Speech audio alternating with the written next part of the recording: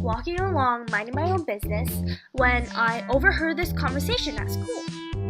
Oh my god, there wasn't enough people who signed up for the event Saturday. What are we gonna do? It's okay, don't even worry about it. All you have to do is tell the IB kids that they can get cast hours for this and they'll all come running along. I speak from experience.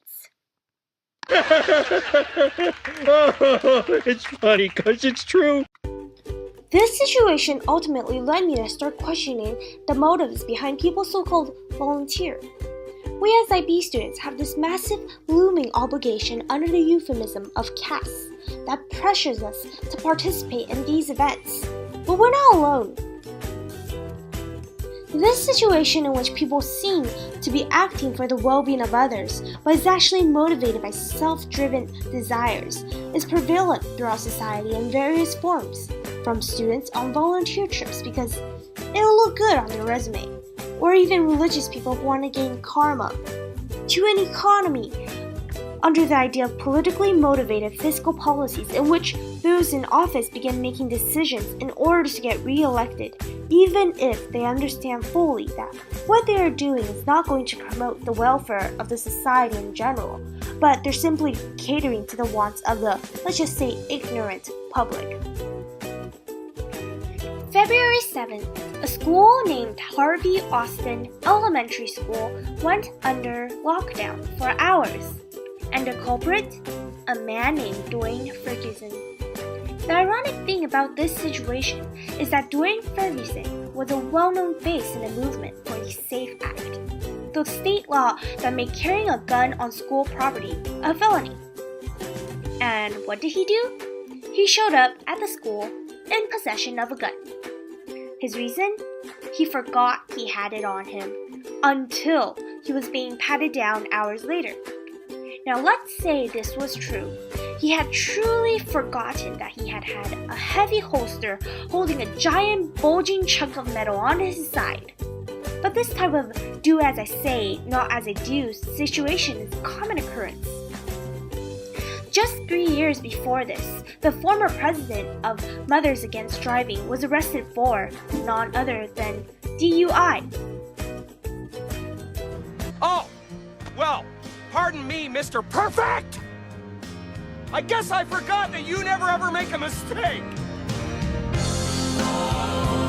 Now let's say both of these were careless mistakes, but they still made me begin to question, well, were these people trying to promote these good causes because they were selfless and altruistic and wanted to promote the well-being of others? Or was it because of more selfish reasons, such as wealth, fame, or honor? With such negative outlooks on human intention in mind, I began pondering, well, does true altruism even exist? I have no strong feelings one way or the other. Well, first of all, we must clarify the definition of altruism. Altruism is the belief in or practice of disinterested and selfless concern for the well-being of others, according to Oxford Dictionary. The keywords here being selfless and disinterested. With my previous examples in mind and this definition in front of me, I form my knowledge claim that true altruism is inherently impossible in humans because of the play of emotion or reason within the human mind. It's this idea that people could be calculating the impacts of their actions.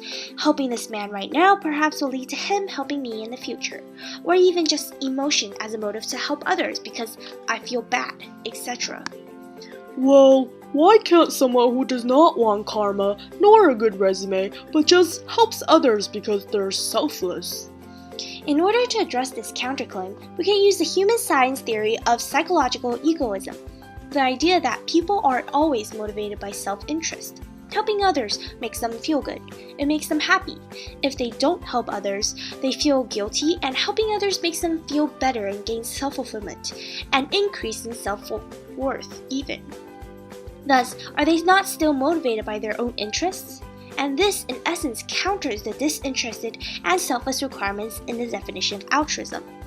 The fact that they are fulfilling their conscious or subconscious desires isn't diminishing their acts of kindness of any sort. These acts can still be noble, still be kind. Just because humans are innately incapable of behaving completely altruistically does not mean that these acts of kindness are any less valuable. In essence, it is the idea that while humans are incapable of being truly altruistic, they are capable of doing altruistic acts.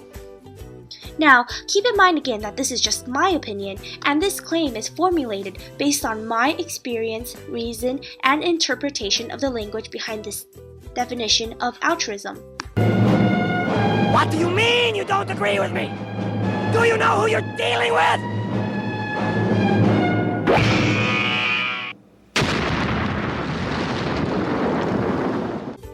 So, what is it that motivates humans who are innately incapable of true altruism to do altruistic acts, such as sacrificing their lives for another?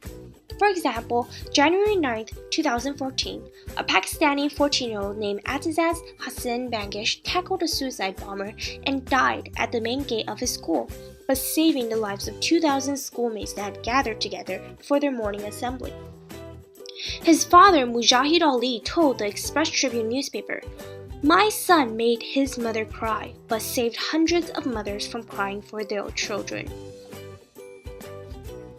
In biology, there is this idea of kin selection that reduces individual fitness but increases the fitness of the recipient. In this case, him sacrificing his own life will help save more lives in the future, or as his father put it, prevent hundreds of mothers from crying for their own children at the sake of one mother crying for his son. There also exists this idea of reciprocal altruism, as previously mentioned, this reasoning that helping someone will cause them to help you in the future. Emotion is also an important factor in motivating people to do altruistic acts, and that people are often motivated to help out of pity or guilt. Oftentimes this comes with a sense perception. This is why most charity organizations provide pictures of children who are starving or wounded soldiers as visual aids to enhance the emotion that the donor feels when reading a description of the sort.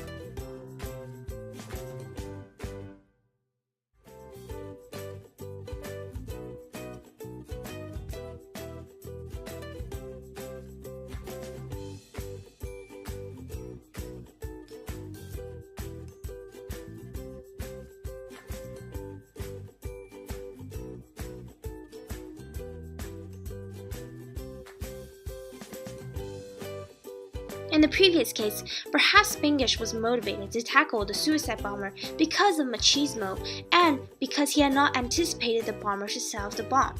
However, no matter what his intentions were, the act itself was a truly selfless act.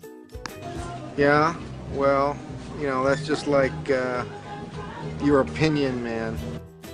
Faith is also a driving force in motivating people to do selfless acts. It may lead to the reasoning that stems from this faith that as a recipient of grace, they are required to give grace to others. All these various ways of knowing combine together to drive us not so altruistic humans to do selfless acts, from a tiny good deed of helping an old lady cross the street to even sacrificing our own life. Now, let's return back to the first case with Mr. Dwayne Ferguson. Although we are not him, so we will never know for sure what his true motives to petition for anti-gun laws was, even if it was under the assumption that his motives were truly impure. This act of dedicating his time and promoting the SAFE Act to protect the children was still an altruistic act. Under this circumstance, his own selfishness and greed for honor and glory still led to a selfless act and is still making the children in the school grounds safer, a policy that he had proven firsthand was successful as he was sent to prison for 4 years. Now, even we IB students who help out solely because we needed to fulfill this tedious requirement of CAS are still helping the world make progress and becoming a better place, no matter what the intentions were behind doing this action.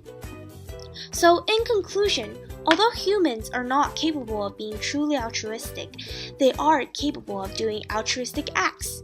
Furthermore, a good deed, regardless of the motivations and intentions behind such a deed, will be a good deed and help society become a better place.